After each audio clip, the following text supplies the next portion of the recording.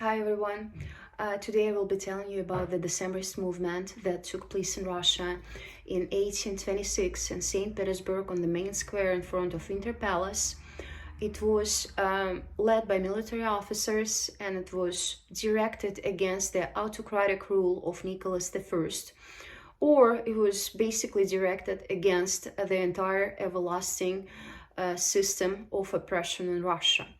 So before I dive into exploration of my topics, such as tactics, framing, and the nature of power, I wanted to give you some context on what was happening in Russia, in Europe and United States at that very time when the Decembrists dared to change the system.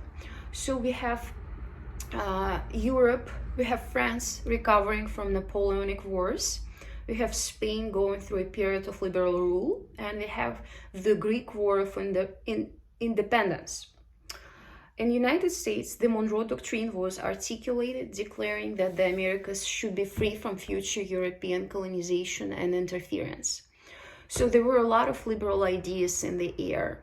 And the Decembrists were those very people who fought against Napoleon. So they had a chance to be exposed to life in Europe. And they came back to Russia being inspired by French Revolution, the ideas of Enlightenment, the ideas of American Revolution, and they've tried to plant the seeds of liberal ideas into the Russian soil. Framing, from the very beginning, they portrayed themselves as being the champions of liberty. But they also portrayed themselves as being saviors, which is my next topic, the nature of power, or to be exact, it's the narratives around the power. Professor Troy Fitzpatrick, in his book What Slaveholders Think, gives a great analysis on how contemporary perpetrators rationalize what they do.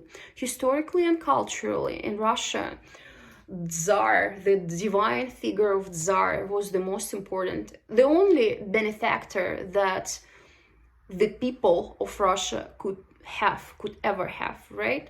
So even if the Decembrists didn't fail in other aspects, that very narrative was so challenging, it was so powerful.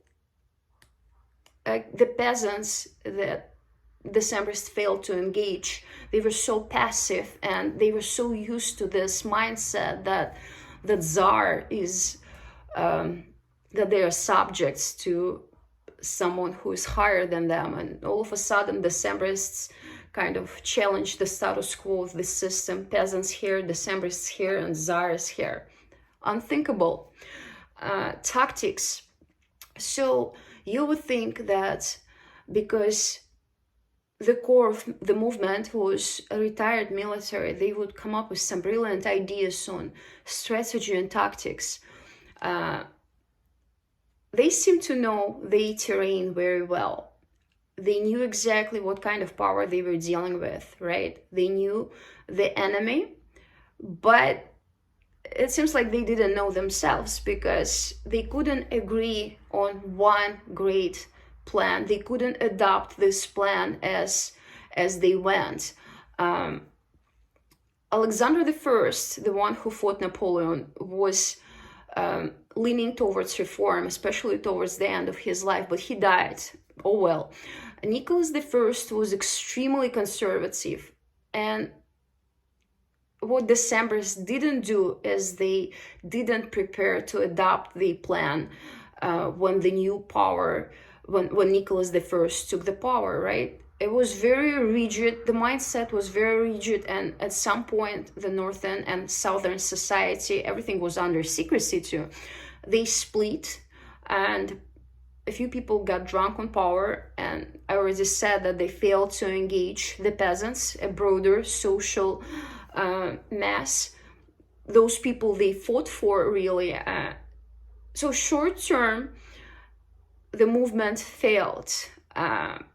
Long term, it inspired the revolution of 1917, and also Navalny is being called the Decembrist, the last Decembrist of contemporary Russia. And thank you very much for watching, and I'm looking forward to your questions.